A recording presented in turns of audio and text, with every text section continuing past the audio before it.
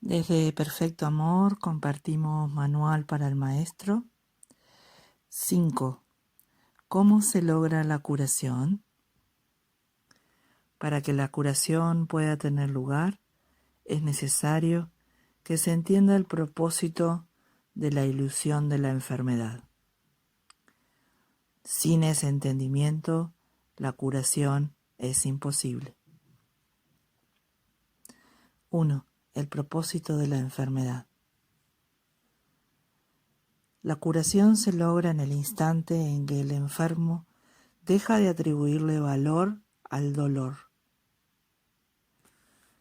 ¿Quién elegiría sufrir a menos que pensase que con ello podría ganar algo y algo que tiene valor para él? Indudablemente cree que está pagando un precio módico por algo de mayor valor, pues la enfermedad es una elección, una decisión. Es la elección de la debilidad, procedente de la equivocada convicción de que es fuerza. Cuando esto ocurre, se ve a la verdadera fuerza como una amenaza y a la salud como algo peligroso. La enfermedad es un método concebido en la locura para sentar al Hijo de Dios en el trono de su Padre. A Dios se le ve como algo externo, poderoso y feroz, ansioso por quedarse con todo el poder para sí mismo. Solo con su muerte puede su Hijo conquistarle. ¿Y qué representa la curación dentro de esta loca convicción? Simboliza la derrota del Hijo de Dios y el triunfo de su Padre sobre él. Representa el desafío supremo, en forma directa, que el Hijo se ve forzado a aceptar. Representa todo lo que él se ocultaría a sí mismo para proteger su vida. Si se cura, él es el responsable de sus pensamientos. Y si es responsable de sus pensamientos, será destruido a fin de demostrarle cuán débil y miserable era. Mas, si él mismo elige la muerte, su debilidad se convierte en su fuerza. Ahora se ha impuesto a sí mismo lo que Dios le habría impuesto, y de esta forma ha usurpado completamente el trono de su Creador.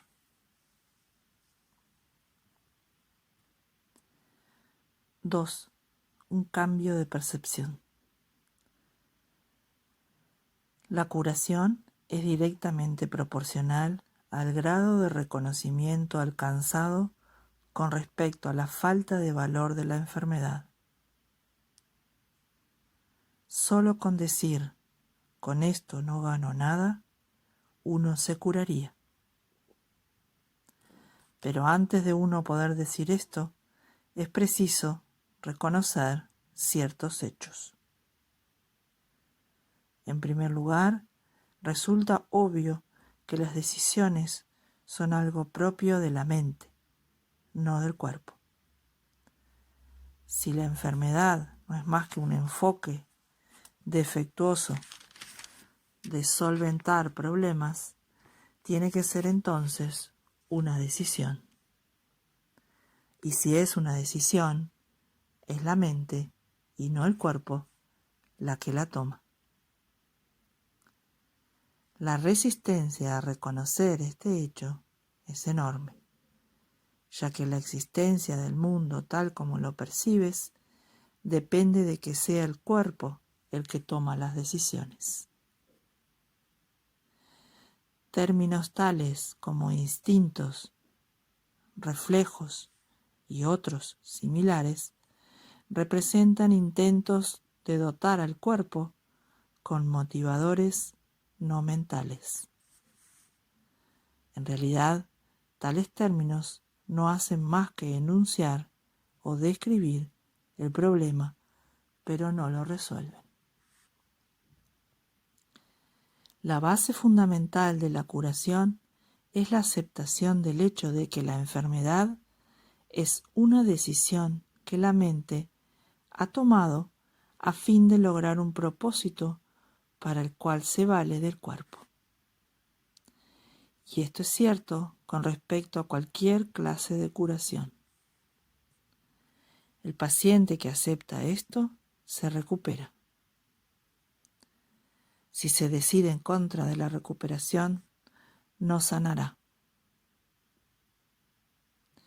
¿Quién es el médico entonces?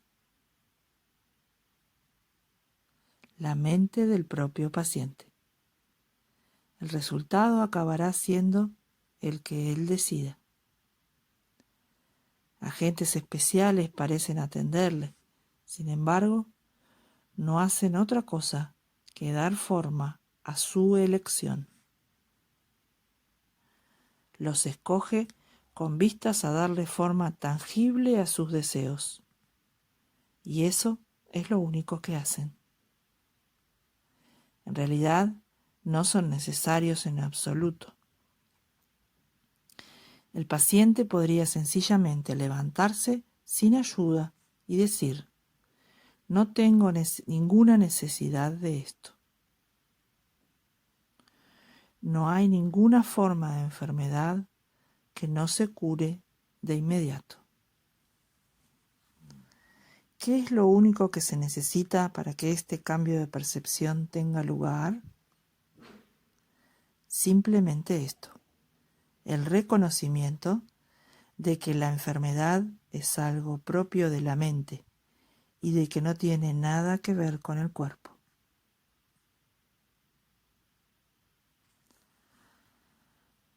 ¿Qué te cuesta este reconocimiento? Te cuesta el mundo que ves, pues ya nunca más te parecerá que es el mundo el que gobierna a la mente. Con este reconocimiento se le atribuye la responsabilidad a quien verdaderamente la tiene, no al mundo, sino a aquel que contempla el mundo y lo ve como no es, pues ve únicamente lo que elige ver, ni más ni menos. El mundo no le hace nada, pero él pensaba que le hacía algo. Él tampoco le hace nada al mundo, ya que estaba equivocado con respecto a lo que el mundo era. En esto radica tu liberación de la culpabilidad y de la enfermedad, pues ambas son una misma cosa. Sin embargo, para aceptar esta liberación, la insignificancia del cuerpo tiene que ser una idea aceptable. Con esta idea, el dolor desaparece para siempre, pero con esta idea desaparece también cualquier confusión acerca de la creación. ¿Cómo podría ser de otra manera? Basta con poner causa y efecto en su verdadera secuencia con respecto a algo para que el aprendizaje se generalice y transforme al mundo. El valor de la transferencia de una idea verdadera no tiene límites ni final. El resultado final de esta lección es el recuerdo de Dios. ¿Qué significado tienen ahora la culpabilidad, la enfermedad, el dolor, los desastres y todos los sufrimientos? Al no tener ningún propósito, no pueden sino desaparecer. Y con ellos desaparecen también todos los efectos que parecían tener. Causa y efecto no son sino una réplica de la creación. Vistos en su verdadera perspectiva, sin distorsiones y sin miedo, restablecen el cielo. 3. La función del Maestro de Dios. Si el paciente tiene que cambiar de mentalidad para poderse curar, ¿qué puede hacer el Maestro de Dios? ¿Puede cambiar la mentalidad del paciente por él? Desde luego que no. Para aquellos que ya están dispuestos a cambiar la mentalidad, la función del Maestro de Dios no es otra que la de regocijarse con ellos, pues se han convertido en maestros de Dios junto con Él.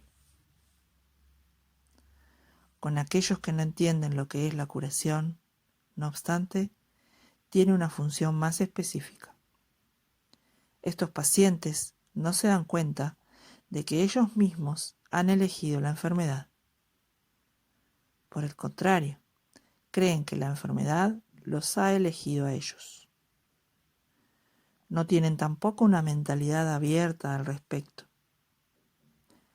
El cuerpo les dice lo que tienen que hacer y ellos obedecen.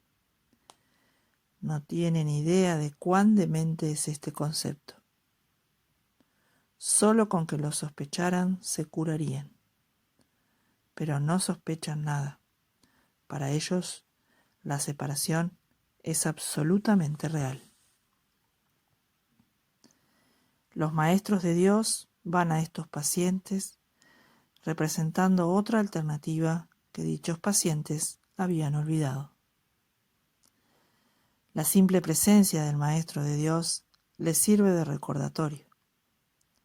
Sus pensamientos piden el derecho de cuestionar lo que el paciente ha aceptado como verdadero. En cuanto que mensajeros de Dios, los maestros de Dios son los símbolos de la salvación. Le piden al paciente que perdone al Hijo de Dios en su nombre. Representan la alternativa. Con la palabra de Dios en sus mentes vienen como una bendición, no para curar a los enfermos, sino para recordarles que hay un remedio que Dios les ha dado ya. No son sus manos las que curan, no son sus voces las que pronuncian la palabra de Dios, sino que dan sencillamente lo que se les ha dado y exhortan dulcemente a sus hermanos a que se aparten de la muerte.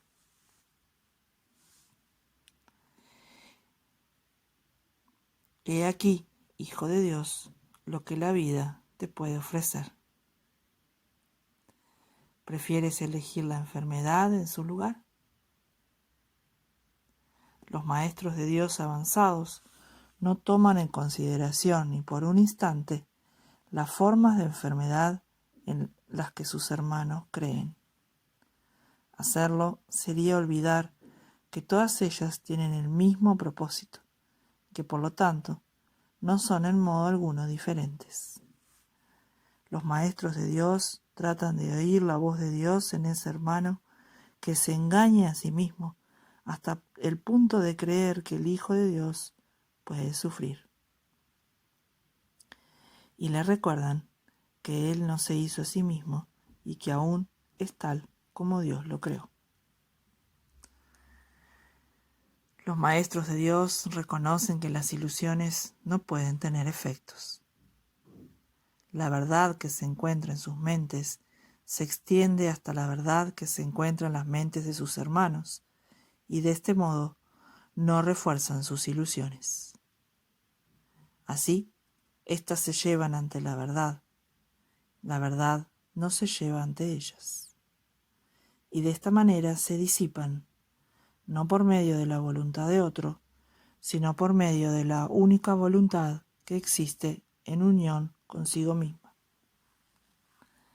Esta es la función de los maestros de Dios, no ver voluntad alguna separada de la suya, ni la suya separada de la de Dios.